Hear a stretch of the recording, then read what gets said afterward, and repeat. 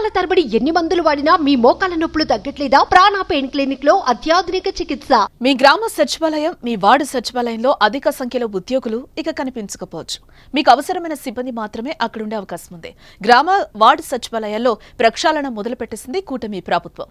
అవసరమైన వారిని మాత్రమే సచివాలయంలో ఉంచేసి మిగతా సిబ్బంది ఇతర శాఖల్లో సర్దుబాటు చేసేందుకు సర్వం సిద్ధమైపోయింది. మొదట ఇంజనీరింగ్ అసిస్టెంట్లను ఇరిగేషన్ ఏఈలుగా మార్చాలని భావిస్తోంది.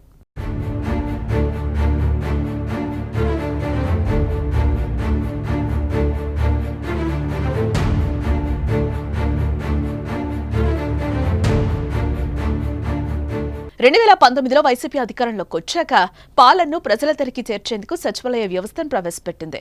ఉద్యోగ నియామకాలను పెద్ద ఎత్తున చేపట్టి సర్వాధికారాలను అప్పగించారు. ప్రస్తుతం రాష్ట్ర వ్యాప్తంగా 15,000 గ్రామ, వార్డు సచివాలయాలున్నాయి. వీటిలో 1,34,000 మంది సిబ్బందికి గాను ప్రస్తుతం 1,26,000 మంది ఉన్నారు. ఒక్కో సచివాలయంలో సుమారు 10 నుంచి 14 మంది వరకు ఉద్యోగులున్నారు. అయితే వీరిలో చాలా మంది సచివాలయంలో అవసరం లేదని భావిస్తున్న కూటమి సర్కార్ వారి పనితీరు మరింత మెరుగుపరిచేందుకు ప్రక్షాళన చేపట్టింది. అవసరమైన సిబ్బందిని ఇతర శాఖల్లో సర్దుబాటు చేసేందుకు చర్యలు తీసుకుంటోంది.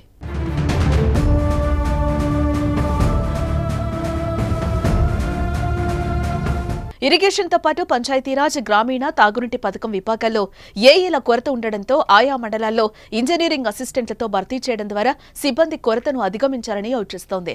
ఈ మేరకు 660 మందిని ఏఈలుగా తీసుకోవాలని ఇరిగేషన్ శాఖ ఇంజనీర్ ఇన్ చీఫ్ కి ఆదేశాలు ఇచ్చినట్లు సమాచారం. ఇదే తరహాలో ఇతర ఉద్యోగులను కూడా త్వరలోనే సర్దుబాటు చేసేందుకు ప్రభుత్వం ప్లాన్ చేస్తున్నట్టుగా సమాచారం. కేవలం 4-5 సిబ్బందిని మాత్రమే సచివాలయంలో ఉంచి మిగతా వారి సేవలు విస్తృతంగా వాడుకునే విధంగా రంగం సిద్ధం చేస్తున్నట్టుగా తెలుస్తోంది. వార్డు సచివాలయాల్లో పనిచేసే రెవెన్యూ కార్యదర్శులు, టౌన్ ప్లానింగ్, రెగ్యులేషన్, శానిటేషన్ కార్యదర్శులను తగ్గించాలనే సిఫార్సులు సైతం ప్రభుత్వానికి అందాయి. దీంతో ఇప్పుడు ప్రభుత్వం ప్రక్షాళన దిశగా తీసుకునే నిర్ణయాలపై ఆసక్తి నెలకొంది.